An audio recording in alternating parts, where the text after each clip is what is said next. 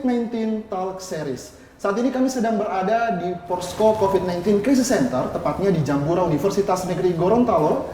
Tempat ini dijadikan sebagai pusat informasi seputar COVID-19 di Provinsi Gorontalo. Kali ini kita sudah kedatangan dua narasumber kita.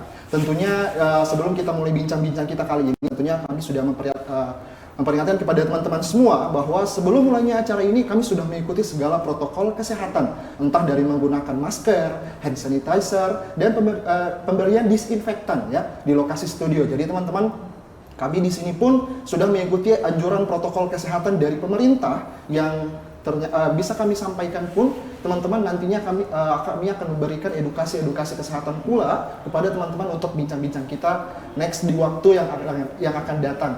Baik, kali ini seperti biasanya kami akan mulai bincang-bincang. Kami akan bincang-bincang untuk hari ini. Sebelum itu kami harus mengikuti protokol kesehatan dulu, yaitu dengan menggunakan hand sanitizer. Nah, di sini kami sudah ada hand sanitizer yang disediakan oleh pihak UNG dari Lab Kimia Universitas Negeri Gorontalo dan juga dari jurusan Farmasi Universitas Negeri Gorontalo Fakultas Olahraga dan Kesehatan. Mari Pak, kita gunakan dulu. Ini produk langsung dari Universitas Negeri Gorontalo. Saya bantu Pak. Iya, mari Pak. Oke. Saya juga gunakan ya teman-teman. Ini juga saya menghimbau kepada teman-teman semua untuk tetap mengikuti protokol kesehatan, anjuran dari pemerintah untuk menggunakan hand sanitizer, menggunakan masker, menggunakan untuk social distancing ya. Teman-teman juga ini sangat menggunakan hand sanitizer ini juga teman-teman ketika berpergian maupun di dalam rumah ya. Segala aktivitas teman-teman mungkin ada protokol kesehatan yang bisa diikuti demi mencegah adanya COVID-19 untuk penularan yang lebih lanjut di Provinsi Gorontalo terutamanya. Baik, saat ini kita sudah kedatangan dua narasumber kita. Saya ucapkan selamat datang dulu kepada narasumber kita. Yang pertama ada Bapak Sahmin, ya, Bapak Sahmin Noholo, SEMM. Selamat datang Pak. Iya. Terima kasih. Alhamdulillah sehat Pak. Sehat. Iya. Selanjutnya ada Bapak Idris Niode, SPDMM. Selamat datang Pak. Iya, alhamdulillah. Ini dua narasumber kita terlihat segar dan dengan karismatik ini hadir di depan teman-teman semua untuk memberikan materi kita terkait tema kali ini, yaitu bentuk kreativitas ya terhadap home industry yang saat ini teman-teman rasakan di tengah pandemi COVID-19. Kita merasakan bersama bagaimana terpuruknya ekonomi dari Indonesia, khususnya di Gorontalo. Bukan hanya dari segi kesehatan, dari segi ekonomi pun kita merasa terpuruk. Makanya teman-teman sekalian, hari ini kita akan membahas tuntas nih tentang home industry. Jadi sekali lagi teman-teman tetap bersama kami di sini. Kami akan berbincang-bincang dengan narasumber kita. Nah, narasumber kita kali ini ada Bapak Sahmin nih. Selamat datang Pak. Ya. Bisa kita berbincang-bincang santai ini Pak untuk sore hari ini ya Pak. Oke, ini Pak terkait dengan COVID-19 saat ini mungkin kita rasakan ya Pak ya, terkait dengan COVID-19 mungkin hanya terbilang kesehatan terpuruk, tapi juga ternyata dari segi ekonomi pun ikut jatuh nih, terutama di Provinsi Gorontalo, daerah kecil yang kita rasakan ini berdampak besar bagi seluruh masyarakat. Nah, mungkin ini pertanyaan dari saya Pak, mungkin di tengah pandemi ini kita sangat merasakannya. Nah, sehingga home industry ini menjadi solusi nih Pak. Yeah. Home industry menjadi solusi. Nah, untuk itu mungkin Bapak bisa jelaskan secara realisasinya, ini mungkin home industry seperti apa ini yang bisa membangkitkan perekonomian, khususnya di Gorontalo ini Pak. Gitu. Silahkan Pak. Ya, terima kasih. Assalamualaikum warahmatullahi wabarakatuh. Waalaikumsalam warahmatullahi wabarakatuh. Selamat sore pemirsa yang hadir saat ini, teman-teman semua yang mengikuti talk show kita pada sore hari ini. Baiklah, pemirsa yang saya hormati, kami mendapatkan giliran untuk talk show tentang kreativitas masyarakat dalam mengembangkan usaha home industry di masa pandemi sekarang ini. Di sini kami gambarkan dulu segala usaha baik UMKM maupun sektor home industry mengalami dampak terpuruk, bukan hanya dari sektor kesehatan, sektor ekonomi pun mengalami dampak. Salah satunya juga yang dialami oleh sektor home industry. Home industry. Ya, industri. Tetapi bahkan ini seluruh dunia ya, bukan hanya di Indonesia atau di Provinsi Gorontalo mengalami ini. Tetapi bagaimana kiat-kiat home industry itu supaya tetap lebih eksis walaupun pada saat pandemi COVID ini. Karena ini terasa juga ya Pak? Ya, terasa. Semua terasa. Semua sektor terasa. Nah, tetapi kami menawarkan solusi atau strategi yang mana dari sektor home industry itu masih tetap eksis walaupun kondisi pandemi di tengah-tengah pandemi ini sekarang. Nah, kami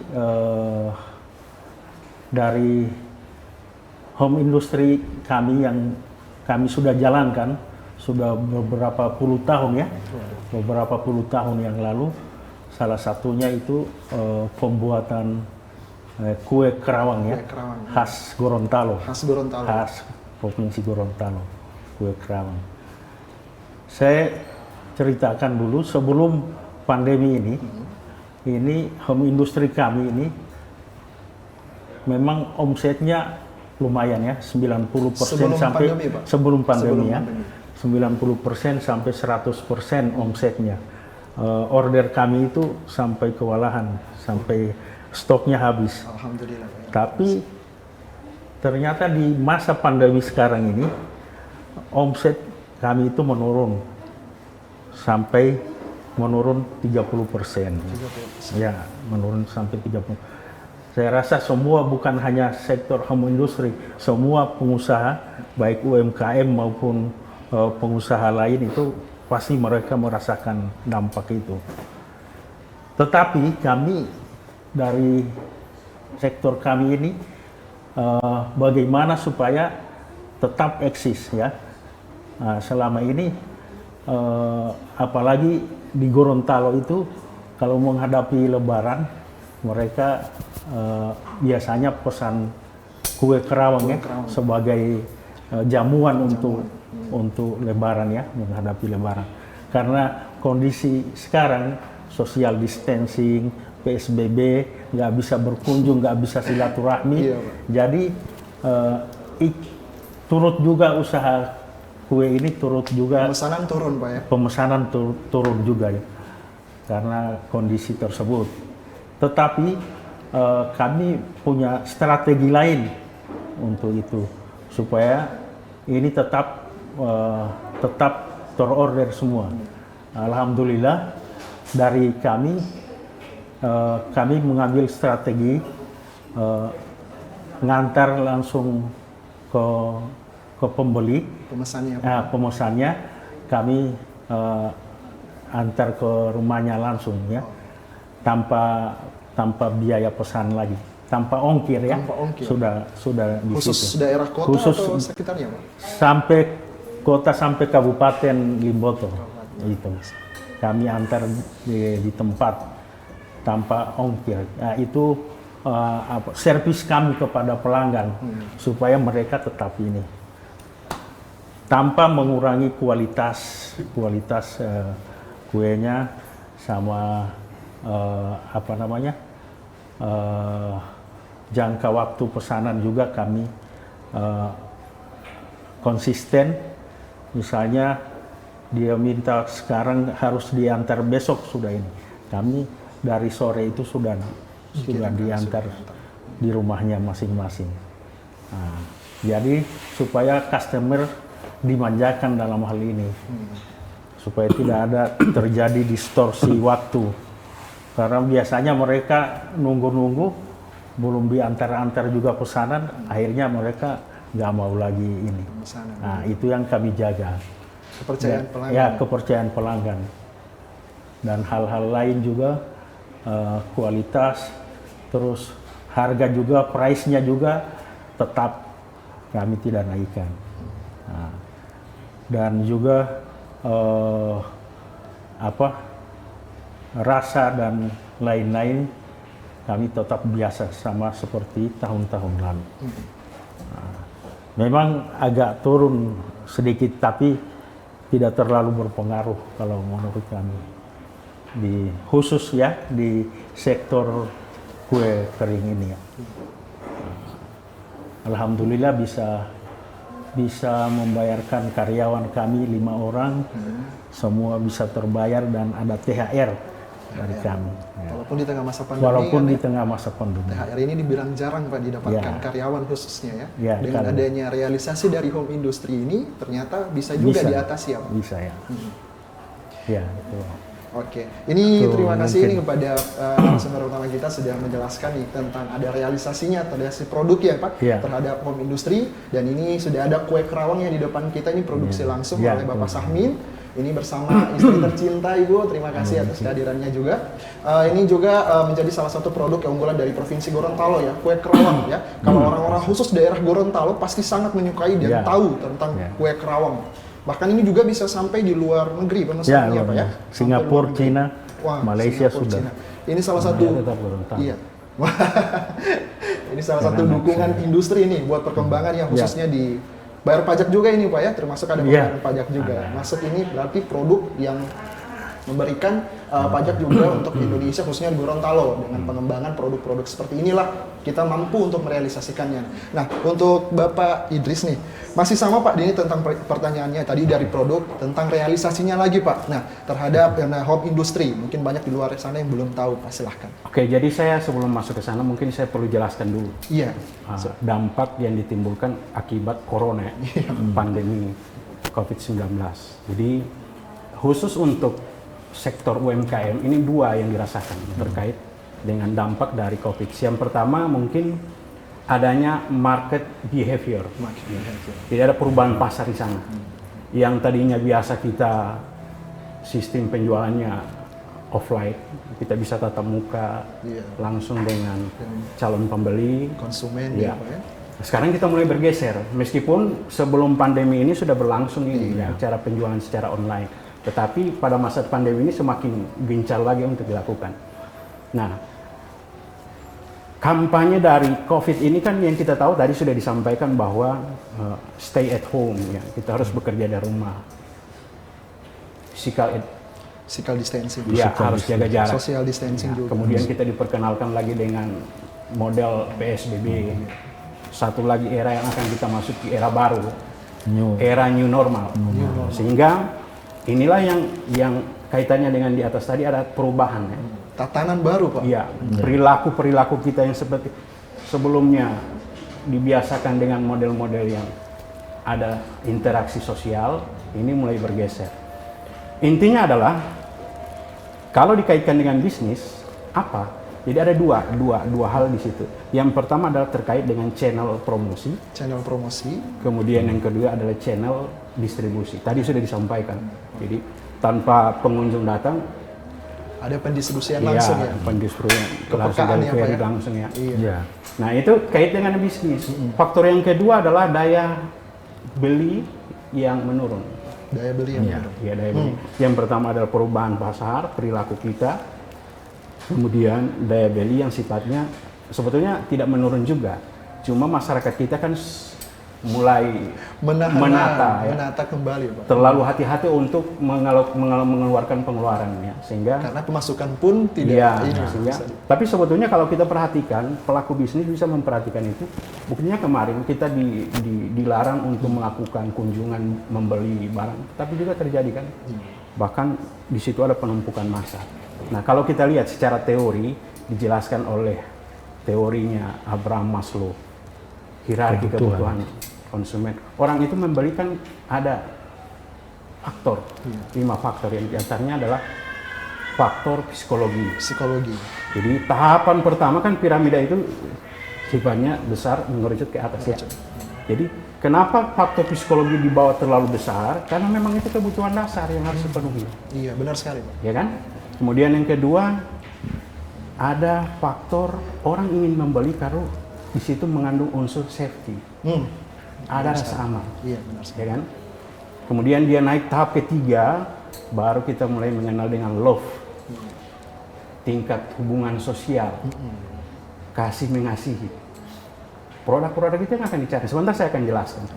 Hubungannya dengan yang tadi ya. Siap. Iya. Kemudian dia naik ke tingkatan berikut, ada rasa penghargaan yang ingin didapatkan oleh calon pembeli, ya kan? Kemudian yang paling terakhir dia mengerucut ke atas, tapi harganya semakin mahal, kebutuhan yang diinginkan itu hanya sekelompok orang. Apa itu? Aktualisasi diri. Orang ingin menunjukkan bahwa siapa saya. Gitu. Nah, kaitannya dengan daya beli tadi, maka seorang pelaku usaha dia harus jeli. Dampaknya kan daya beli berkurang, tetapi itu kan tidak. Semestinya kita harus pandai-pandai mencermati lingkungan. Baca. Istilahnya money follow attention. Jadi kita harus ikuti kemana arah uang ini. Nah, kalau kita melihat dari piramida hierarki kebutuhan Maslow, pada masa pandemi ini dia hanya berkisaran di tahapan pertama, kebutuhan dasar. Kebutuhan dasar. Maka olehnya itu setelah pandemi ini lahirlah beberapa pelaku usaha baru sebetulnya. Iya. Apalagi kemarin bulan Ramadan. Banyak yang Pak. menjajakan toh Iya. makanan-makanan untuk buka puasa, apalagi juga kue-kue ini ya. Jadi itu yang paling banyak dilakukan, dan dilakukan dengan apa? Yang tadi terjadi pergeseran perilaku, maka sistem penjualannya juga adalah online, Online. ya kan? Iya, benar sekali. Kebutuhan itu harus dicermati. Apa yang harus kita lakukan pada tahapan itu? Kemudian yang kedua, dia akan naik yang safety tadi. Nah, kita lihat kecenderungan orang pada masa pandemi ini apa? Masker. Pasti dicari, Pak. Iya, Iya. harus butuh keamanan kan kita, rasa aman. Ah, Terus menggunakan masker, kemudian Hand sanitizer. Ya, ya. Itu. Jadi pelaku usaha harus jeli melihat. Sehingganya saran saya begini. Ada pertanyaan kemarin, Pak, kan kita kan usahanya dasarnya ini, usaha pokok kita ini. Maka saya berikan solusi. Semestinya kita harus breakdown. Kita kalau dalam istilah pemasaran ada namanya dengan diversifikasi. Diversifikasi Ada produk. turunan produk. Kalau yang tukang menjahit, ada peluang di sana. Buatlah masker. Masker ya. Iya, Produksi sendiri ya, Pak? Iya. Produksi sendiri. Daripada kita buat Kain jahitan kan nggak belum ada. tentu yang Ya, beli, anak Pak, ya? sekolah juga kan belum tentu kapan kita masuk. Sehingga perlu kejelian. Nah, jadi di tahapan kedua safety-nya itu, rasa aman apa yang harus kita lakukan? Nah, ini kejelian dari pelaku usaha. Pelaku usaha baru. Iya. Nah, dia kisaran situ yang mungkin kalaupun terakhir tahap ketiga ada yang dinamakan dengan low ya, sosial. Kalau masa pandemi seperti ini apa yang kita butuhkan? Jadi kita melihat untuk mengurangi rasa stres di rumah, maka kita harus mengadakan apa ya, sesuatu yang bisa menumbuhkan imun kita naik, khususnya untuk anak-anak. Mungkin kita bisa belikan permainan ya. Nah, ini kan juga termasuk pada tahapan. Kalau tahapan keempat meskipun ada penghargaan, saya contohkan begini. Ibu-ibu itu kan ingin dihargai, ya kan? Dia pasti sebelum masa pandemi membeli lipstik itu mungkin dalam 1 bulan 3 pasang. 3 pasang. Iya kan? 3 pasang ya, 1 Ya, bulan 3 ini. pasang. Nah. Parfum saja mungkin 3 merek. Nah, setelah pandemi ini kan tidak mungkin. Pasti cuma 1. Jadi prioritas. Iya. Bukan prioritas. Bukan menjadi prioritas lagi. Ngapain dia beli lipstik? Kalau selama ini dia berkegiatan di luar harus pakai masker. Tidak ada guna nilai dari lipstik. Iya kan? Ya, benar. Olehnya itu kisaran ide kreatif yang akan bisa dilihat oleh seorang pelaku usaha adalah secara teori dari Abraham Maslow 3 tingkatan ini perlu dicermati. Sehingga tadi kan dikaitkan dengan tema kita hari ini adalah bagaimana menumbuhkan kreativitas. Jadi Pak, kita cuma tukang jahit bagaimana? Ya sudah, turunkan produknya dalam bentuk masker. Pak, kita di sini cuma buat stick gel. Ada teman saya, dia kemarin juga termasuk salah satu IKM yang masuk dalam inkubator bisnis yang dibina oleh LPM UNG. itu adalah IKM Cahaya Bintang Cakrawala. Ownernya itu adalah Ibu Sevia Kiai. Dia selalu buat stick, tapi karena kondisi pandeminya, sticknya ini kan juga jarang orang cari. Tapi dengan sumber daya yang ada, alat-alat yang dia miliki, dia bisa turunkan produknya. Dia tidak buat stick lagi, tapi dia buat produk-produk yang orang cari pada masa pandemi. Ya, masa pandemi dan kaitannya dengan bulan Ramadan, mendekati Lebaran. Nah, jadi dia buatkan kue seperti ini, aneka kacang dan seterusnya. Gitu. Ada cemilan-cemilan begitu Pak ya yang diproduksi. Jadi intinya itu. Jadi kenapa dia harus kaitannya dengan kreatif tadi? Dampak dari market behavior, dan yang kedua adalah daya beli yang menurun. Kaitannya dengan bisnis kan saya sudah singgung tadi. Saya kira demikian. Terima kasih nih Pak Idris nih. Ada beberapa faktor dan juga pertimbangan ini dalam hal-hal sektor home industry. Nah, ini Bu, kalau kita bicara Pak tentang strategi. Nah, kira-kira di tengah pandemi seperti ini mungkin ada strategi yang harus dicapai. Ketika kita harus bergulat dengan home industry, pasti ada strategi-strategi yang harus dicapai. Nah, mungkin dari Pak Idris dulu Pak, silakan. Jadi begini, ada teman namanya produknya bisa Anda search di Facebook, Madu Irsad. Itu dia melakukan usaha ini sekalian promosi ini Pak. Jadi yang disebut nama. Jadi kalau Pak Irsad sempat nonton ya, nanti madunya tolong punya KDGI itu. Jadi dia merintis usaha itu 3 minggu lalu. Dia bilang sama saya kemarin, Pak Idris, saya sekarang mulai merintis, tapi dalam kondisi pandemi seperti ini, apa yang harus saya lakukan? Memasarkannya gimana? Cara memasarkan ini kan kita sudah tahu secara online. Iya, benar. Tetapi terkadang, kan secara online ini kan kita bisa petakan dalam bentuk Facebook, WA, Instagram, dan seterusnya. Bisa juga dari YouTube.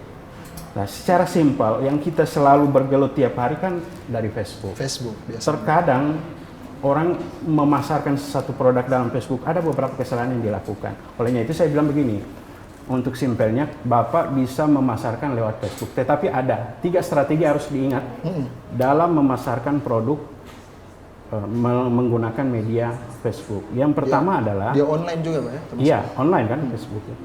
Yang pertama, harus selalu melakukan sharing. Pertama ya. Sharing ya Pak? Iya, jangan setiap ada produk atau konten yang diupload oleh teman kita, kalau itu bernuansa positif dan ada nilai-nilai kebaikan yang kita ambil di sana atau produk yang harus dipasarkan, kita bantu sharing. Iya. Ini sehingga seharusnya seperti itu Pak. Ya, dalam terjadi timbal balik. Kemudian yang kedua, harus sering interaksi. Jangan nanti, interaksi di Facebook maksudnya harus selalu melakukan like, kalau perlu komen, sharing tadi ya. Jangan nanti kita menjual baru kita posting produk kita, sehingga orang kalau melihat, dia nanti menjual baru posting. Komen-komen kita kemarin kemana? Tidak ada yang gitu. Jadi strategi ini harus perlu, kita harus minimal kita like, kasih komen. Nah, kemudian yang kedua tadi share. Dan strategi ketiga kita bisa ambil adalah eksis. Jadi selalu melakukan tadi interaksi, sharing, kemudian yang terakhir adalah eksis. Kita harus eksis terus di Facebook. Jangan nanti menjual baru kita muncul. Jadi semakin kita eksis, semakin pengikut kita banyak, pertemanan kita banyak, maka orang kalau nanti menjual baru muncul, orang lihat dia ini lagi. Sekali-sekali muncul. Tapi kalau tapi kalau kita sering berinteraksi, orang senang. Begitu lihat postingan kita langsung minimal like, kan begitu. Ada biasanya Pak yang dikatakan dengan anak muda zaman sekarang itu up to up. Ya. Jadi produk-produk, kalau ada produk-produk yang menyenangkan, yang baru, itu bisa di up dibantu untuk sharing, diangkat sharing nih Pak. Ada juga yang begini ya, kasih komentar di Facebook begini, tanya harga, inbox. Kenapa harus inbox? Apa salahnya kalau langsung disebutkan harganya di situ? Sebenarnya itu strategi. Kalau di inbox berarti akan ada perasaan untuk cari tahu lagi dari calon pembeli berikut. Benar sekali, saya sering. Semakin banyak yang mengkomen, maka postingan itu akan sering kali muncul di beranda kita gitu. Jadi jangan salahkan para pelaku usaha menggunakan media Facebook. Gitu. Jadi itu mungkin strategi yang tidak dipahami oleh teman-teman Nah, yang kedua, caranya saya katakan sama mereka, Anda bisa masuk lewat marketplace. Marketplace, ya. Ya, Di aplikasi Facebook juga sudah ada Ya, marketplace. marketplace. marketplace. Untuk promosi E-commerce. Iya. Ya. Itu juga sangat membantu bagaimana kita memasarkan produk. Itu barangkali itu Jadi, dulu ya. Nanti iya. kita berkembang lah. Pesannya Saya mungkin bisa menambahkan ya. Ya, silakan Pak. Jadi ada strategi kita bertahan di tengah-tengah pandemi ini yang saya lakukan ya. Itu ada 4 sebenarnya. Terus yang pertama kita harus menggeser fokus produk kita dulu. Yang kedua adalah promosi seperti sudah dikatakan tadi. Yang ketiga yaitu maksimalkan layanan online. Yang keempat empati. Kita harus empati dan memberikan solusi, ya. Yang mana tadi geser fokus ini yang biasanya kita misalnya produksi makanan atau minuman, katakanlah catering ya. Iya. Di sekarang ini kan pesta belum bisa ya, Belum ada. berkumpul belum bisa. Akhirnya catering itu kan lagi redup ya, drop ya istilahnya karena nggak ada pesta. Iya. Jadi kita harus geser fokus kita, jangan di situ terus, harus ada inovasi baru. ada inovasi baru. Nah, kita jualan apa? Kebutuhan pokok lah kita geser, ya, bergeser produknya bergeser. Jangan melulu di situ. Kita tahu ini udah redup, kita tungguin, ya nggak bisa. Pasti kita akan decline, akan turun ya. Makanya kita harus ada inovasi.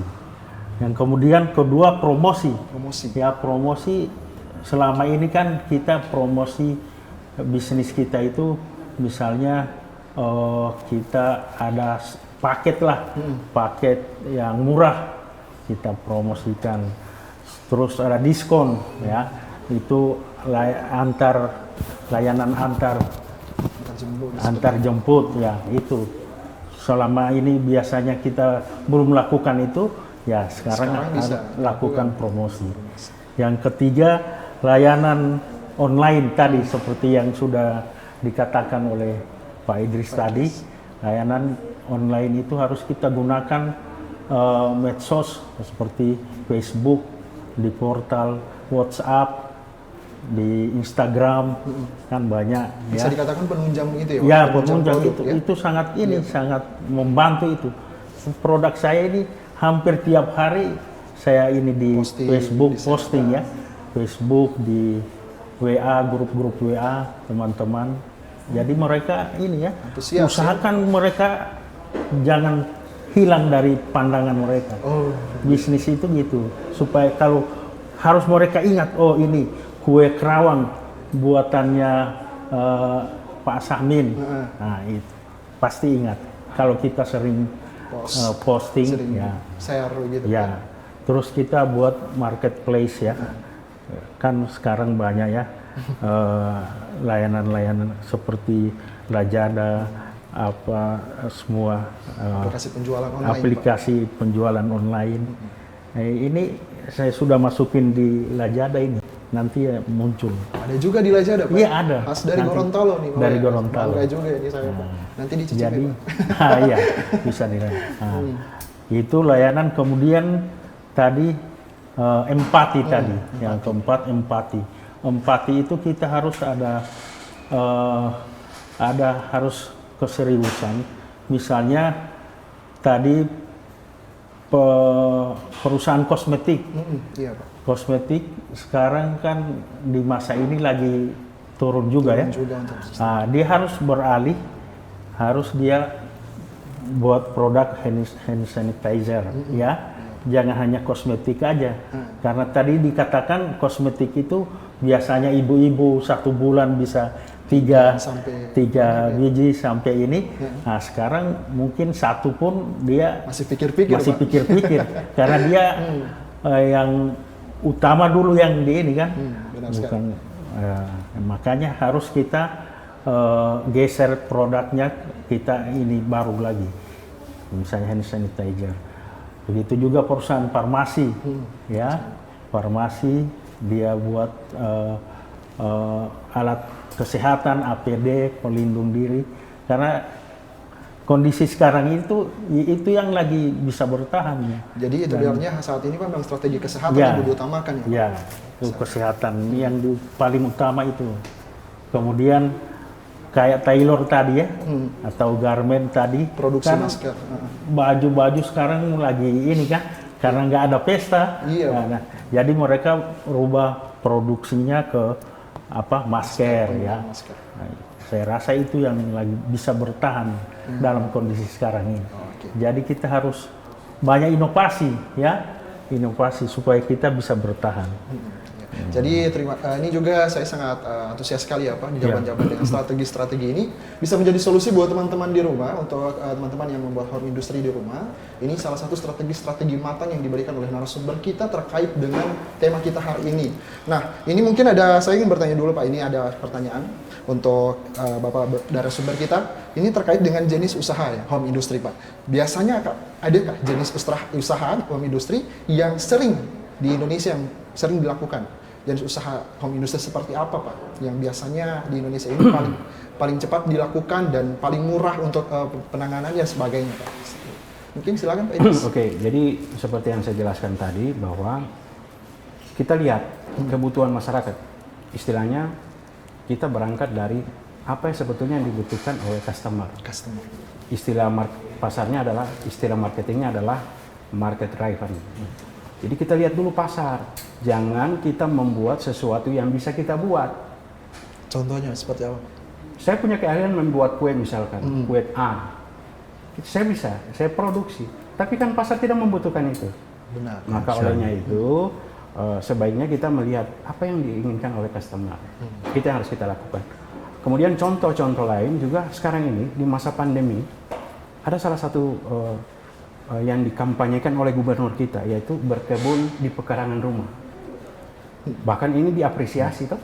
Iya. Ada SK-nya dari gubernur, bagaimana kita bisa memanfaatkan pekarangan rumah untuk ditanami Kayak tanaman-tanaman sayur-sayuran, sayur-sayuran rumahan ya Pak. dan itu saya sudah lakukan. Saya sudah. Nanti saya coba Pak ya. Iya, jadi kita tidak perlu membutuhkan lahan besar, kita butuh saja menanam Pot dalam kecil, media polybag, polybag gitu kan. Solusi Jadi juga itu ya, Pak ya. Jadi kemarin saya pesan sekitar 200 lebih, saya sudah diberikan media tanam untuk penyemaian, pembibitan, kemudian ada polybagnya, ada pupuknya, ada jenis bibit, kurang lebih ada 8 jenis bibit yang dikasih. Dan saya sudah lakukan setelah lebaran kemarin, hari kedua. Panen, Pak? Ya, belum, Oh, belum. masih merintis. Masih merintis. Nah, saya kira ini bisa menambah peluang bagi pelaku usaha untuk di samping untuk memenuhi kebutuhan secara pribadi rumah tangga kita, juga ini bisa bernilai ekonomis. Kalau kemudian bisa kita pasarkan ke teman-teman, ke tetangga dan seterusnya. Itu. Kemudian ada satu bisnis dengan kondisi pandemi seperti ini, dua. Saya menggarisbawahi dua. Sebetulnya banyak, tapi ada dua cara bagaimana kita membangun sebuah bisnis tanpa modal. Tanpa modal. Ada. Kalau kita kutip dari beberapa video dan buku dari Dewa Eka Prayoga, dia punya buku bestseller. Dalam bukunya ada dua. Yang satu adalah Gara-gara Facebook. Gara-gara Facebook. Dan yang satu Main Facebook. Nah, dia katakan begini, kita ingin menjadi seorang pelaku usaha dengan modal kecil, bisa kita merintis ada dua. Yang pertama, kita bisa menjadi dropship. Biasa kita kenal dengan dropshipper. Pelakunya. Pelaku. Dropship itu kan kita menjual produk tanpa modal. Jadi kita hanya menghubungkan calon pembeli dengan pihak produsen, kan gitu. Tugas kita hanya memposting, buatkan web, kita perkenalkan produk-produk itu, kemudian ada calon pembeli yang merespon, menanyakan, kita balas, kemudian kita hubungkan dengan, kita tidak butuh modal. Yang akan mengirim pengepakan dan seterusnya adalah pihak dari produsen, penjual. Perantara Pak bisa dikatakan. Iya, perantara. Dropshipper ya. Iya, Dropship, pelakunya ada dropship. Atau sekarang semakin banyak juga ada yang dinamakan yang YouTuber. Ya, kalau orang yang mengaku milenial harus YouTuber. buatkan YouTuber, ya. konten-konten yang kita bisa posting dalam bentuk video ataupun games, Iya. ya kan? Yang menarik kan Menarik ya. YouTuber itu kan apa namanya istilahnya profitnya itu kan diperoleh dari setiap kali 1000 kali ya. Iya, 1000. Ditonton dan keuntungannya Viewers, dari mana? ya.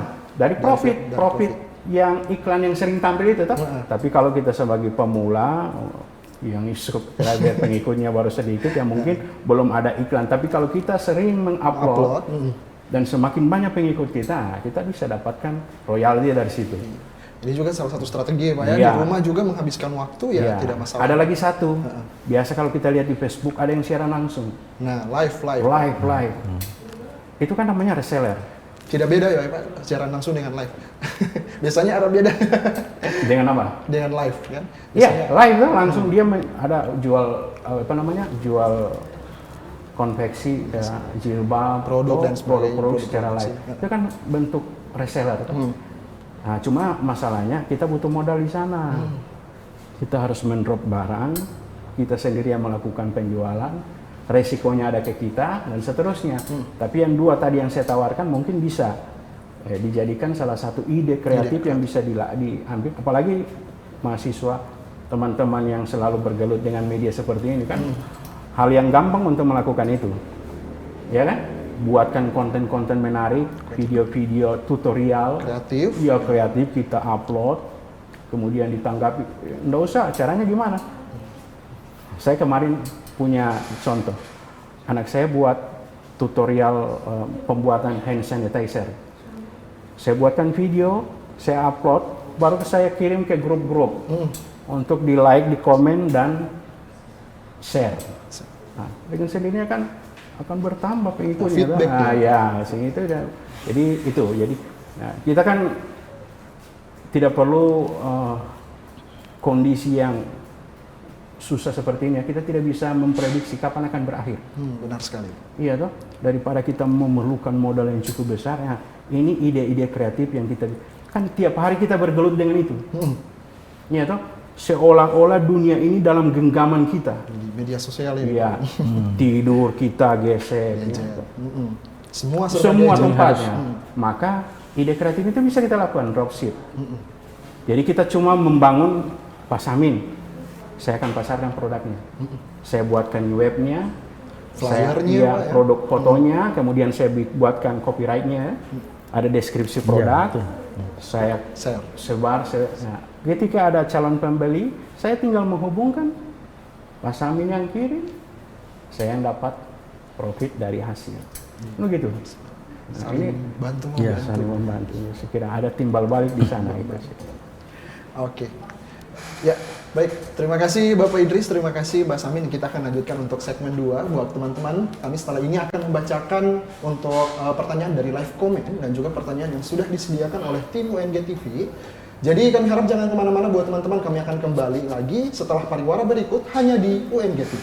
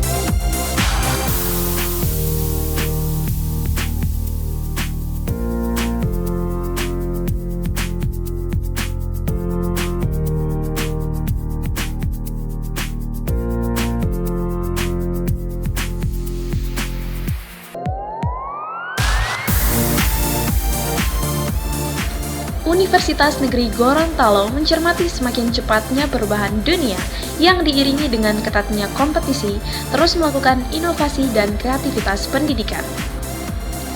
Sampai tahun 2019, Jumlah mahasiswa pendaftar adalah 19.940 orang dengan 814 dosen yang termasuk di dalamnya 34 guru besar yang tersebar di 10 fakultas yang ada di Universitas Negeri Gorontalo.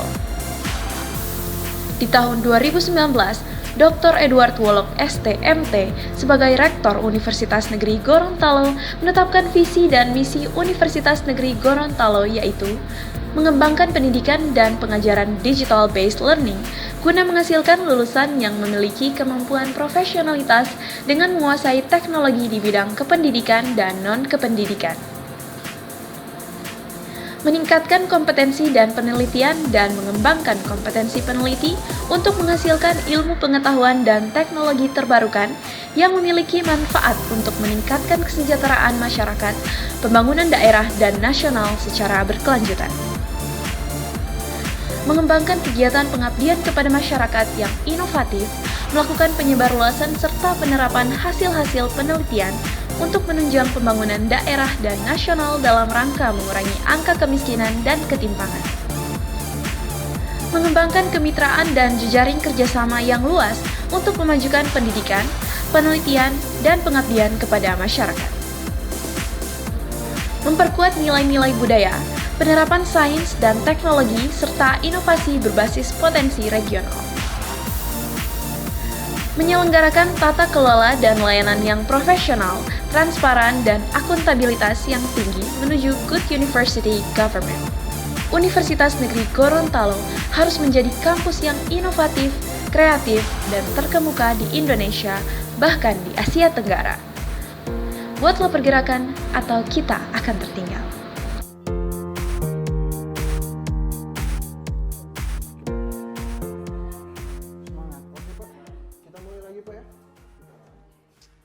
Sudah ada beberapa pertanyaan ini, Pak.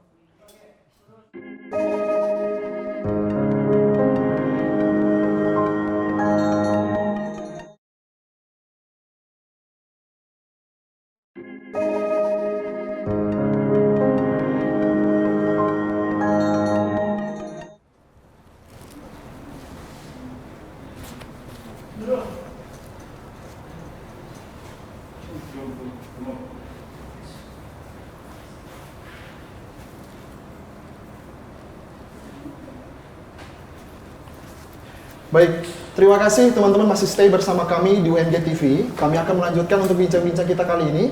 Kami akan membacakan pertanyaan dari live comment dan juga pertanyaan yang sudah disediakan oleh tim UNG TV. Saya harapkan kepada teman-teman semua, kalau mau bertanya, mulailah bertanya dari sekarang. Jangan sampai nanti kita sudah segmen 3, pertanyaan dari teman-teman tidak bisa kami bacakan lagi. Jadi sekali lagi buat teman-teman yang ingin bertanya, boleh mulai langsung bertanya dari saat ini. Sambil jalannya diskusi, teman-teman boleh memikirkan pertanyaan terkait dengan tema kita hari ini, ya. Jadi saya harapkan teman-teman untuk bisa langsung bertanya saja terkait tema kita hari ini, nanti akan cepat saya bacakan. Baik, langsung saja Pak, ini sudah ada pertanyaan dari live comment dan juga pertanyaan yang sudah disediakan oleh tim UNG TV yang mungkin bisa dijawab oleh kedua narasumber kita kali ini. Nah, ada pertanyaan yang ini disediakan oleh tim UNG TV, Pak, ini seperti usaha ya Pak, usaha seperti apa yang mudah dijalankan sendiri di rumah nih Pak, terutama untuk anak-anak milenial, anak-anak muda, kira-kira usaha-usaha yang disarankan seperti apa Pak? Mungkin dari Bapak Sahmin dulu Pak. Ya, ini tadi dikatakan bahwa usaha itu kita juga harus lihat kebutuhan pasar kan, kebutuhan pasar. Kemarin saya sudah mencoba dan keluarga saya, anak saya juga sudah mencoba. Kemarin dia jualan ini nasi telur di depan kampus UNJ. Sekarang kan lagi PSBB, sekarang lagi tutup. Akhirnya dia beralih ke rumah supaya home industry di rumah. Kembali ke rumah. Dia ini teman-temannya siapa yang mau ini, akhirnya muncul dia buat ini buah salad ya, salad. Nah, ternyata salad itu dia promosikan di Instagram, di mana, di Facebook, di media sosial, akhirnya banyak yang pesan. Satu hari dia sampai 30 sampai 40 box satu hari, harganya 30.000. Nah, itu dia cuma inovasi produk karena dia di dalam rumah, nggak tahu karena rumah makannya udah ditutup, akhirnya dia bergeser ke media online. Iya, benar. Nah, terus dia antar langsung kepada pembeli. Nah, akhirnya tiap hari gitu dia buat produksi. Jadi sarannya mungkin ada kayak salad dan sebagainya, Ya, Pak, bisa. salad. Ini juga tren juga di Bisa, anak-anak iya. zaman sekarang, Pak, milenial. Anak muda sekarang. Makanan-makanan, salad, cemilan-cemilan, Pak. camilan Ini saran gitu. buat teman-teman di rumah yang mau Ya, itu buat untuk salah home satu. industri bisa langsung Ya. dengan nasihat-nasihat seperti itu, Pak. Karena, Oke, dari Bapak Idris sendiri, Pak, kira-kira ada tanggapan, Pak, terkait dengan pertanyaan tadi yang mungkin anak muda, saran anak muda yang bisa membangun industri seperti apa nih, Pak, yang lebih menarik dan kreatif kira-kira?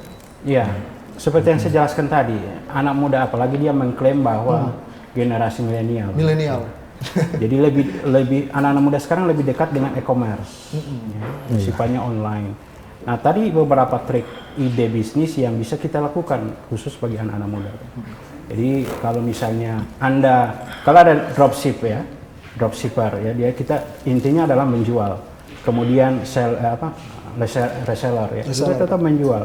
Tapi ada beberapa kadang anak muda kalau usaha-usaha seperti itu agak susah, mungkin sebagian ya. Nah, ada beberapa tawaran, Anda bisa jadi YouTuber, bisa. Seperti saya katakan tadi tuh, buatkan saja dalam bentuk game, kemudian Anda share di dalam video, kemudian tutorial. Jadi anak-anak muda kan banyak bagaimana cara, kalau mahasiswa kan bagaimana mengutip pustaka lewat Mendeley. Ya. Itu kan bisa. Kalau teman-teman semua itu mengikuti kan bisa mendapatkan profit bagi. Kemudian bagaimana kita Cepat skripsi, tips-tips cepat skripsi. Dan ada juga di samping dropship, reseller, ada satu ide, menulis. Ini kan bisa kita lakukan di rumah. Benar sekali. Ide-ide ini kan kita bisa lakukan di rumah, menulis. Kalau mahasiswa ya mungkin menyelesaikan skripsinya. Iya kan? sekali. Kemudian kalau punya kelebihan untuk menulis kan dia bisa ide-idenya ini kan bisa dituangkan di tulisannya.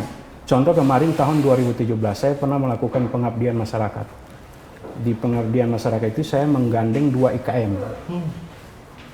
Salah satu IKM itu adalah mahasiswa manajemen ya. Saya gandeng mereka, kemudian kita melakukan proyek itu. Setelah itu di output luaran dari pengabdian itu kan kita mencoba membuat sebuah model bisnis yang bisa digunakan oleh pelaku usaha lain. Nah, di samping saya sebagai penulis, saya memintakan ide dari kedua IKM tadi yang masih anak muda ini. Justru dari mereka lebih banyak. Ide-ide baru, Pak ya? Ide-ide baru. Lebih cepat Dan lagi. itu saya sisipkan sebagai beberapa bab di buku itu. Dari ide mereka. Maka olehnya itu buku itu saya jadikan, penulisnya ada 3.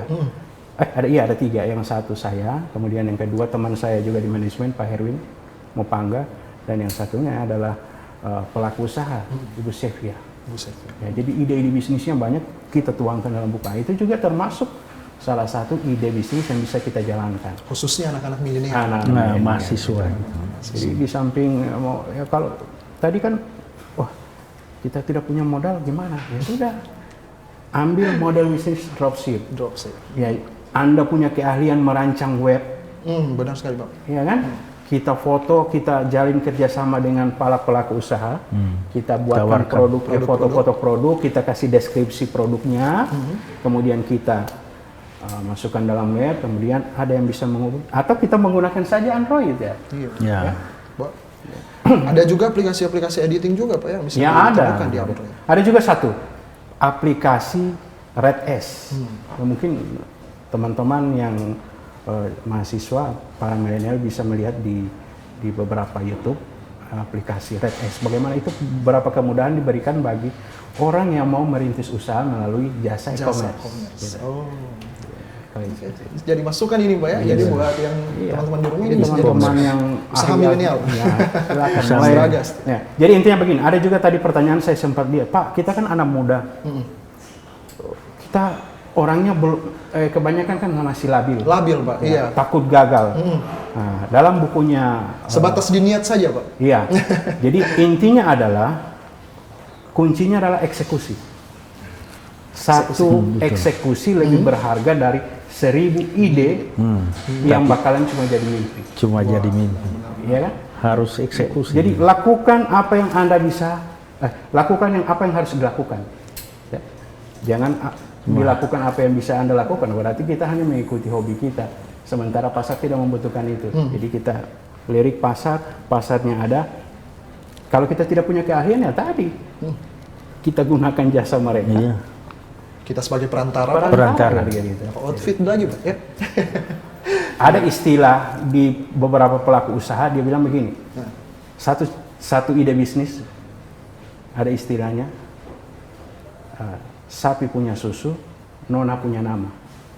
Jadi ada susu cap nona, susu itu dari sapi, tapi yang terkenal si nona, kan gitu ya? Iya, iya. Iya kan? Oh, iya. Nah, kalau kita adaptasi ini kalau model bisnis, kita kumpul produksi-produksi orang yang belum ternama, kemudian kita bawa di rumah kita sebagai kita buatkan pengemasan kita, Brandingnya labelnya apa ya? kita, brandingnya kita, Packagingnya, ya lebih. packagingnya kita jual. Mereka yang buat, kita yang punya nama, kan begitu. Kita tidak punya keahlian untuk membuat kue, ya sudah. Ada keuntungan juga bersama Pak. Ya. Simbolis mutualisme. Saling Kita menguntungkan. kumpul dari supplier, produsen, kemudian kita kemas dengan baik, kita berikan label yang baik, branding juga, Branding. kita jual. Nah, itu istilah dalam pelaku usaha. Sapi punya, susu punya. Sapi, Nona punya sapi, nama. nona punya nama. Ini ya, ini sangat memasukkan sekali juga Susu, buat teman-teman akhirnya ya. jadi susu cap nona. cap Akhirnya nona. susu cap nona. Ya, padahal yang punya susu itu si sapi. Sapi. Yang terkenal si nona gitu. Ya, itu Karena kalau- brandingnya Pak. branding. Betul, branding. Cara kerja-kerja begitu mungkin yang kita bisa adaptasi untuk menghindari resiko. Bahkan kalau perlu dalam kondisi pandemi seperti ini, krisis ataupun resiko sekarang itu jadikan peluang. Ya. Sekarang analisis. resikonya bagaimana? Oh, kalau kita jualan rumah makan sekarang Tutup. Banyak yang tutup Pak. banyak yang tutup. Nah, di situ ada peluang. Kita buatkan produk, ya minimal hampir mirip lah. Kemudian kita Sharing, Iya. kita share, kita Iya. bagian. kita dapat royalti di situ, profit ya begitu. Ini Jadi usahakan, usaha, Pak. ya Usaha baru Bu. krisis ini jangan jadikan sebagai alasan untuk kita kalah.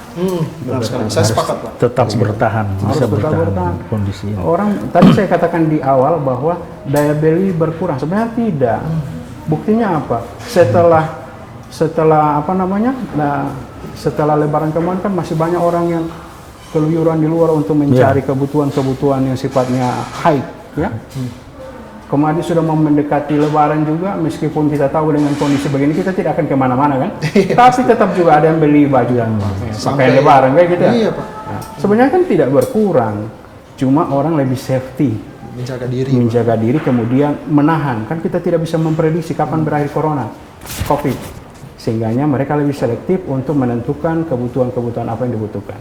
Nah, disitulah kejadian oleh pelaku usaha untuk membreakdown produknya. Kalau tadinya hanya buat kue ini tidak dibutuhkan, ya kita turunkan dengan sumber daya yang ada, kita turunkan produknya. Kita lihat dulu sistem Iya. pasarnya Pak ya. Permintaannya juga seperti itu.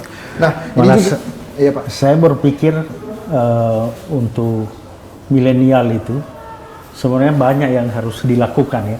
Malah saya berpikir Tapi- ini Pak, sebagai anak muda itu, malah kita harus punya kreativitas yang lebih nih Pak. Iya. Iya. Untuk produk-produk baru yang bisa diterima kan ini di era milenial ini banyak anak muda lebih banyak dari orang-orang ini usia lanjut seperti itu.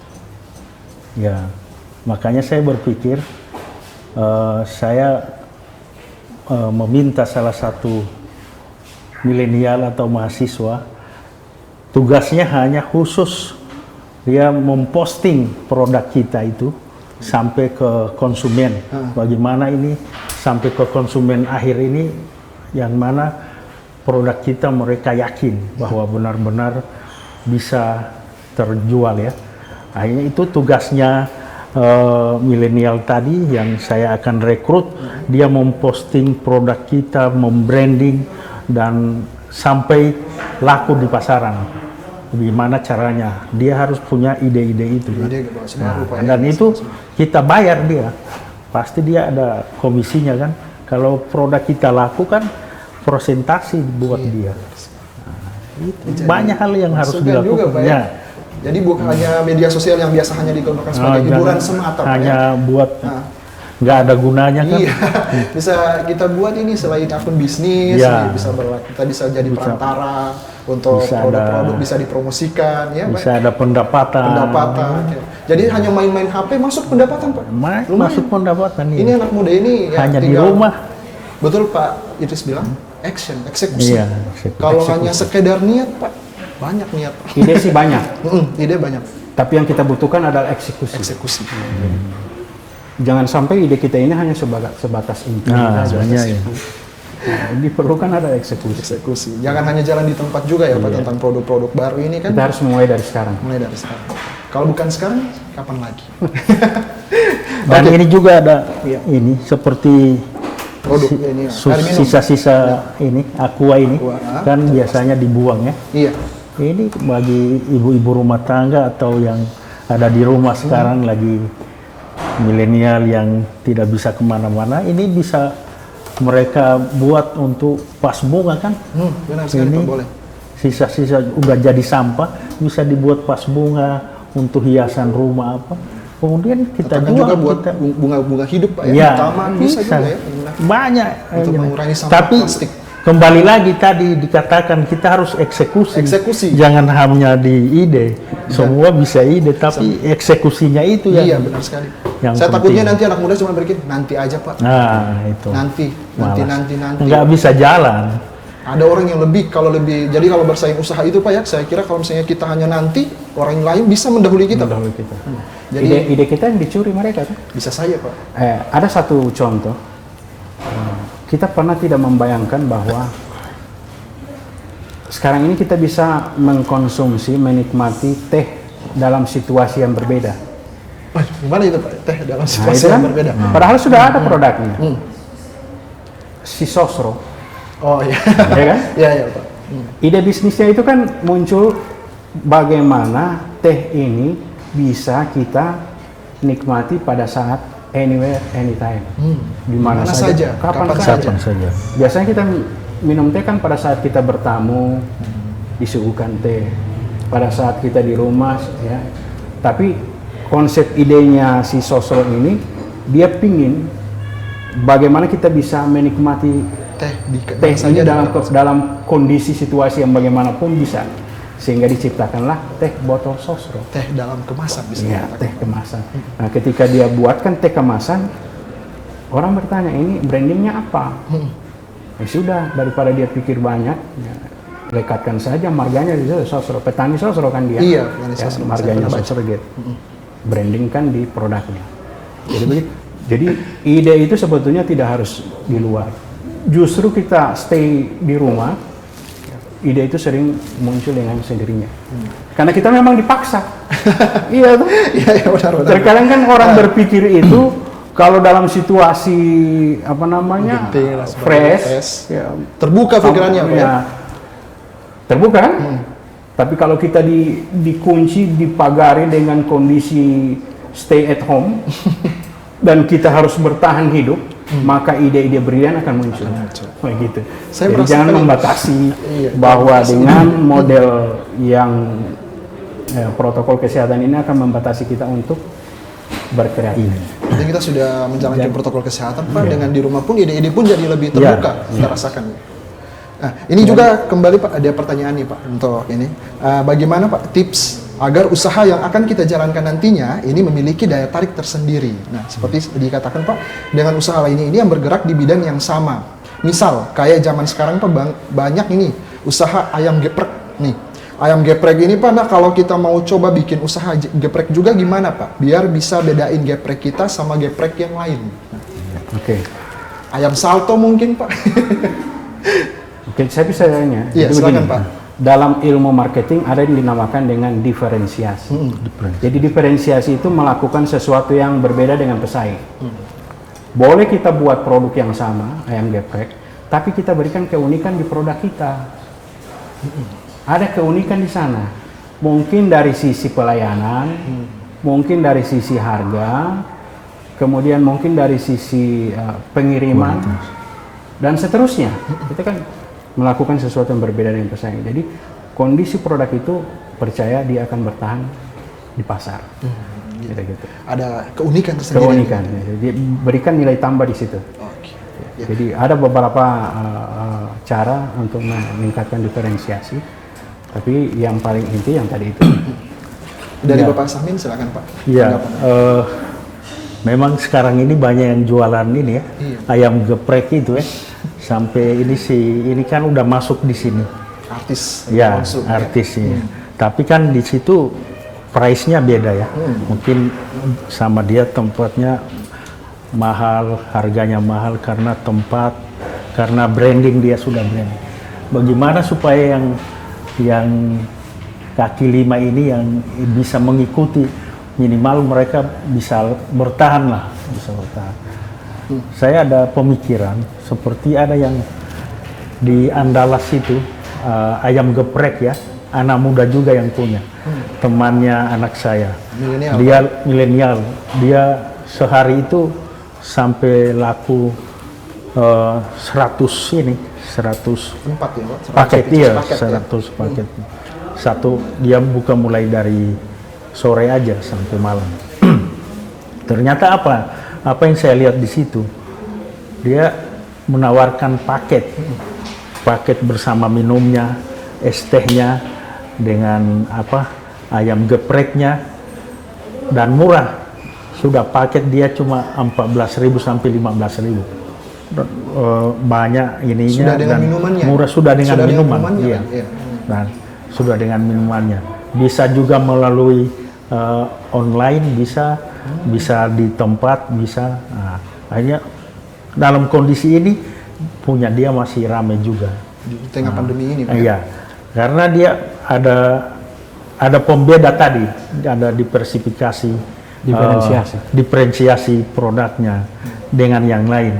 Nah, itu yang kita tidak punya, orang lain yang tidak punya, kita harus punya, supaya ada pembeda di situ. Bagaimana para customer ini bisa tertarik? Nah, Karena menurut saya hal-hal yang unik dan menarik ini Ya, cepat itu ditarik ya. konsumen Pak. Bisa kalau yang ada keunikan di situ pasti konsumen kan, mau ke sana kita. Kayaknya di tempat sana biasa Pak ya, tempat lain nongkrong, di situ. iya. Rasanya beda. Agak unik. Kan kita mau rasa. Akhirnya kalau sudah terasa, itu sudah ngomong, teman-temannya sudah ngomong, oh di sana bagus. Itu. Ada announcement buat teman-temannya yang Ya. lain untuk perhatian di tempat ini lebih enak gitu. Itu. Itu juga jadi solusinya Pak ya. Ya. Nah, ini juga masih ada pertanyaan Pak dari live comment ini terkait dari Mulia Pateda Pak. Dia bertanya nih, kira-kira ada cara nih Pak untuk mempertahankan ya usaha-usaha kita di tengah pandemi ini. Mungkin bisa direvisi kembali Pak tadi yang sudah Bapak sampaikan. Di tengah pandemi ini mungkin ada cara-cara yang lebih konkret dan lebih digagas dengan penuh ini untuk orang-orang yang mempertahankan ya Pak, untuk mempertahankan perekonomiannya di masa pandemi, usaha-usaha home industrinya Pak. Silakan Pak Idris. Oke, jadi dari saya mungkin seperti yang saya katakan tadi, bahwa bagaimana produk atau usaha kita bisa bertahan, mungkin salah satu strateginya adalah memberikan nilai tambah pada produk. Ya. Kita bisa berkaca di Shopee. Ada di Shopee, Lazada membebaskan ongkos kirim. Ongkos kirim, Iya. ongkir ya. Free. Bebas ongkir. Free Bebas ongkir. ongkir, free ongkir. Tapi intinya strateginya dipasang adalah membebankan ongkir itu pada nilai jual sebetulnya. Nah, Ya, harganya benar. sudah Jadi dinaikkan. kita bisa menggunakan strategi itu. Kemudian yang kedua, untuk bertahan mungkin buatkan sesuatu yang inovatif. Ya, tadi saya katakan diferensiasi. Buat sesuatu yang unik. Keunikan itu kita bisa dapat dari beberapa hal. Di antaranya juga tadi ya, mungkin free ongkir bisa. Free ongkir ya. Ayam geprek di si A dia free ongkir. Gratis jalan ya, mungkin area dia sudah, kota. ya, Ya. dia mesti mungkin ada Pembatasan strategi lebih strategi. berat lagi, ada dia membuka kerjasama dengan pihak Ojek dan ojol sebagainya, ya, macam. untuk memberikan beberapa diskon ataupun sistem pembayarannya bisa jadi ya, iya. diinkludkan di produk kita kan gitu. Kemudian yang ketiga, buatkan samping diferensiasi, yang berikut adalah kita harus berbuat. Benar sekali Pak. Harus ya, jangan membatasi diri kita karena pandemi seperti ini. Ya, maka olehnya itu saya katakan, saya ulang-ulangi bahwa eksekusi itu perlu. Ya, daripada kita berangan-angan dengan ide yang banyak, tapi itu hanya semata impian, impian semata. Impian Hanya semata, Pak. Impian semata, seolah-olah kita, kalau kita penjual ide sih boleh. Ada kan jasa-jasa, apa namanya, jasa, apa namanya, desain grafis, desain rumah, ya kan ide, diundang ya boleh. Tapi kalau ini kan butuh konkretnya, toh. Kita sudah punya usaha. Nah, seperti tadi juga, Pak, ini produk konveksi kita tidak laku dalam masa seperti ini. Ya, sudah tadi. Terubah Strateginya adalah breakdown dia. down. Jadi buatkan proses diversifikasi. Jadi ada produk-produk pendamping. Kalau kita biasa buat kemeja, pakaian jahit, produk pendampingnya adalah masker. Masker juga harus berikan keunikan. Saya berikan contoh ini, masker. Saya bawa 2 masker, tapi 1 saja. Iya. Ini masker, saya heran di dalamnya ada kantung. Untuk tisu itu. Ya, setelah saya diskusi dengan mereka, Pak, Bapak pernah dengar tidak salah satu yang terpapar corona, dosen di Unhas dikatakan terapinya itu kan hanya minyak kayu putih. Minyak kayu putih. Nah, boleh juga. Jadi kita ambilkan tisu, Diolesi minyak kayu putih. minyak kayu putih kita selipkan di sini kan akan memberikan aroma. Iya. Realisasi Dihirup. Ya, atau kita menggunakan tisu basah. Yang di situ kan ada unsur alkohol Iya, ya. unsur alkohol. Nah, itu yang namanya diversifikasi. Di samping sebagai pelindung. Pelindung. Ya. Jadi nilai tambahnya adalah Masker, kantong untuk Tapi tisu. kita pikirnya untuk buat apa? Setelah kita diskusi, itulah manfaatnya. Diversifikasi. Diferensiasi. Ya, gitu. Oke. Ya, terima kasih Pak Idris. Pak Samin nih, ada tips Tadi buat mereka yang di samping tadi sudah dikatakan Pak Idris tadi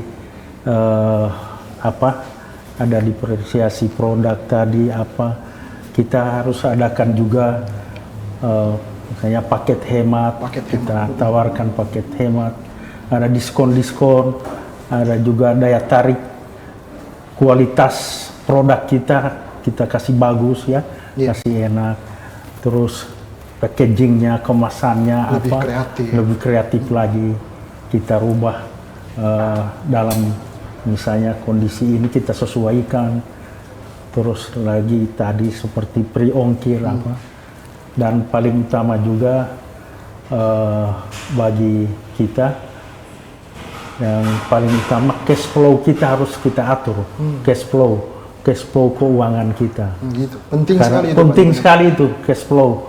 Biasanya orang bisnis itu dia tidak melihat yang penting dia untung, cash flow-nya dia tidak lihat secara utuh bagaimana supaya cash flow-nya ini bisa normal lah, bisa ada cash in, ada cash out itu. Jadi harus kita pertahankan itu. Kita harus bisa menahan diri, jangan dulu terlalu konsumtif. Hal-hal yang kurang dibutuhkan dulu ya. Kurang dibutuhkan. Kita ini dulu yang sangat dibutuhkan.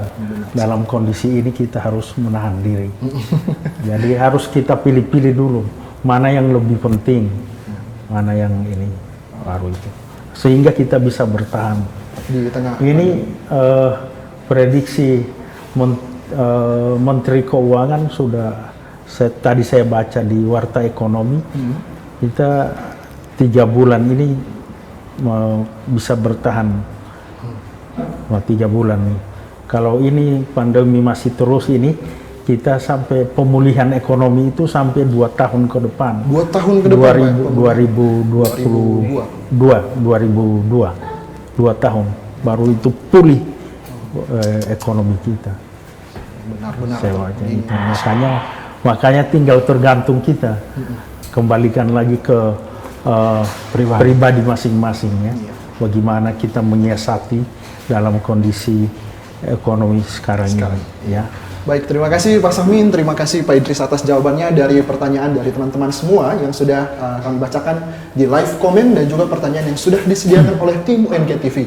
Dan buat teman-teman juga yang sudah bertanya, terima kasih banyak sudah masuk pertanyaan teman-teman. Juga saya mohon maaf jikalau ada pertanyaan yang tidak sempat saya bacakan. Ya, sekali lagi saya mohon maaf jika ada pertanyaan yang tidak sempat saya bacakan. Ini juga teman-teman bisa menjadi solusi buat teman-teman, ada tips, trik, dan juga kreativitas yang lebih dalam mengembangkan home industry. Baik teman-teman, saya akan kembali lagi. Jangan kemana-mana, hanya di UNG TV.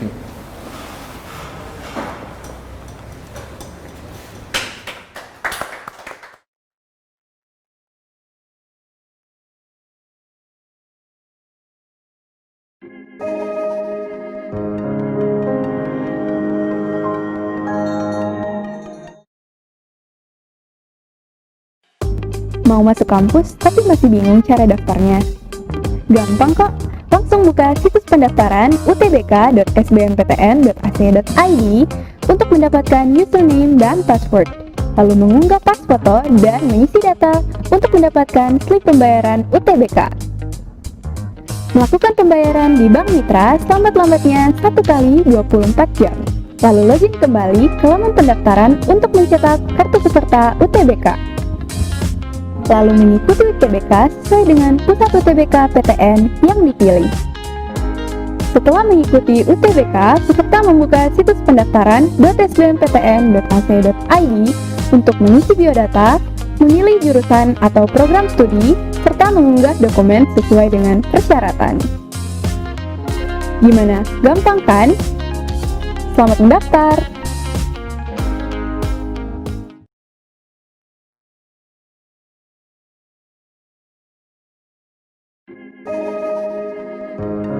Ada kuis kan tapi belum.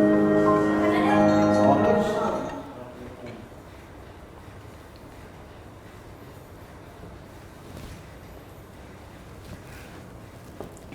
Baik, terima kasih kepada penonton setia live UNG TV sudah menyaksikan live kita sampai detik kali ini, sudah masuk segmen 3 juga untuk bincang-bincang kita dengan kedua narasumber kita hari ini.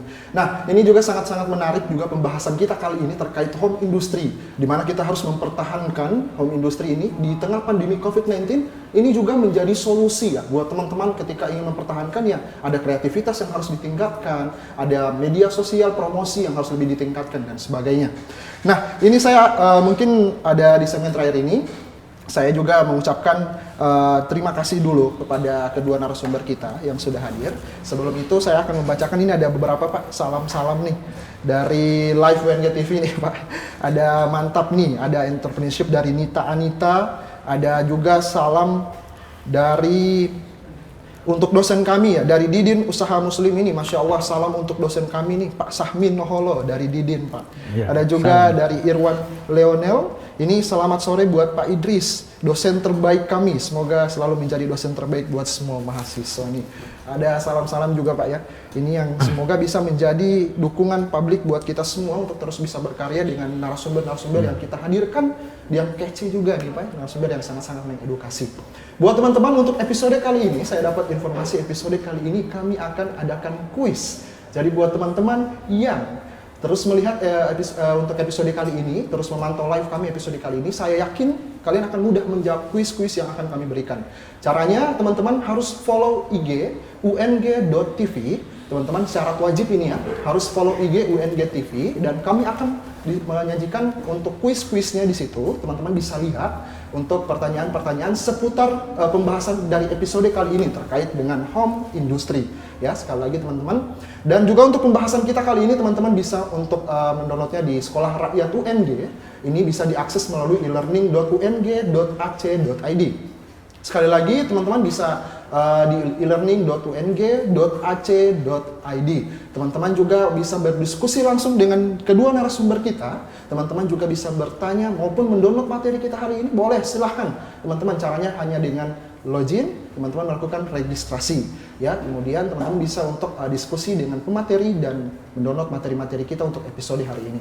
Nah, saya ucapkan terima kasih juga kepada seluruh para penonton yang sudah menyaksikan UNG TV. Mungkin ada sedikit closing statement Pak untuk penutup acara kita hari ini. Silahkan dari Pak Idris. Oke, dari saya mungkin closing statement-nya adalah lakukan apa yang harus Anda lakukan. Kuncinya adalah eksekusi. Eksekusi. Ya, jadi satu eksekusi lebih baik daripada 1000 ide yang merupakan mimpi belaka. Iya. Kemudian bersabar, ya, berusaha ikhtiar dan jangan lupa berdoa. Saya kira Allah tidak akan memberikan musibah di luar batas kemampuan umatnya. Itu yang kita pegang prinsip itu, maka kita harus bangkit lawan COVID-19. Insya Allah kita akan bebas dari masa pandemi ini. Terima kasih. Baik, silakan Pak Sahmin untuk closing statement kita Ya. episode kali ini. Saya berharap kepada teman-teman semua dalam kondisi ini, mari kita tetap semangat, kita harus tetap berinovasi, kreativitas, mari kita keluarkan semua, dan tentunya harus ada implementasi. Implementasi dalam arti harus kita kerjakan, kita lakukan, jangan hanya sampai di ide-ide, dan kita tetap menjaga menjaga diri kita berdoa kepada Allah, apa yang kita lakukan insya Allah mendapat berkah dari Allah Subhanahu wa Ta'ala. Amin. Dan mari kita jaga kesehatan, kita tetap mengikuti protokol kesehatan. Ya. Terima kasih. Oke, terima kasih Pak Sahmin. Baik teman-teman, ini saya ucapkan banyak terima kasih kepada teman-teman semua yang sampai saat ini sudah menyaksikan live UNG TV. Saya juga ucapkan terima kasih kepada kedua narasumber kita, Pak Sahmin, ada Pak Idris juga. Terima kasih atas waktunya. Ini buat teman-teman, pesan dari saya, healthy life, social distancing, dengan di rumah saja Anda membantu Indonesia melawan COVID-19. Nah, ini sangat saya tidak bosan-bosan menyampaikan kepada teman-teman untuk terus pantau media sosial di live UNG TV, juga media sosial dari UNG TV lainnya, ada Instagram kita, ada Facebook kita, dan lain-lain. Teman-teman bisa pantau, dan bisa di situ kami akan memberikan edukasi program yang menarik dan terbaik untuk Anda. Saya Muhammad Taufik, mewakili kru yang bertugas, mengucapkan terima kasih dan sampai jumpa.